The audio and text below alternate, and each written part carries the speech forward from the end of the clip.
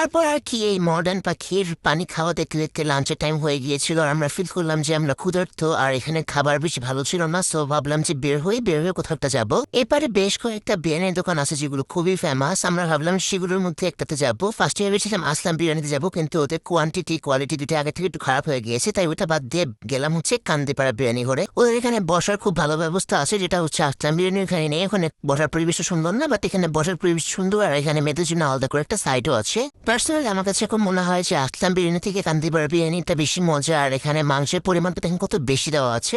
আমরা 200 টাকার প্লেটটা নিয়েছিলাম, যেখানে একদম ভরপুর মাংস ছিল আর এটা একদম আমাদের ভরপেট খাওয়া হয়েছিল। খাওয়া দাওয়া শেষে আমরা বেশ কিছুক্ষণ বসেছিলাম, কজ এত বেশি খাওয়া হয়ে গিয়েছিল যে হজম হচ্ছিল না। সো আমরা ভাবলাম যে এই রাস্তাটা সুন্দর, এখান থেকে কোথাও হাঁটি আমরা। এটা হচ্ছে কান্দিপাড়া বিরিয়ানি ঘরের সামনের রাস্তাটা। রাস্তাটা এত বেশি সুন্দর, আমার মনে হয় যে হাঁটার জন্য এই রাস্তাগুলো পারফেক্ট। একদম আশেপাশে গাছ দিয়ে ভরা, সব দিকে সবুজ আর সবুজ, আর মাঝখানে ছোট্ট একটি গ্রামের রাস্তা। বেশ কিছুক্ষণ হাঁটাহাঁটি করে খাবার হজমের পর হচ্ছে রাস্তার মোড়ে আমরা একটা অটো পেয়ে গিয়েছিলাম। সেই অটো দিয়ে হচ্ছে আমরা আবার ঘাটে আসলাম, বাট লোকটা করেছে কি আমাদের নবীগঞ্জ ঘাটে না নিয়ে বন্ধ ঘাটে নিয়ে গিয়েছিল। কেউ এখান থেকে অটো নিলে অবশ্যই ঘাটের নাম মেনশন করে তারপর হচ্ছে অটো নেবেন।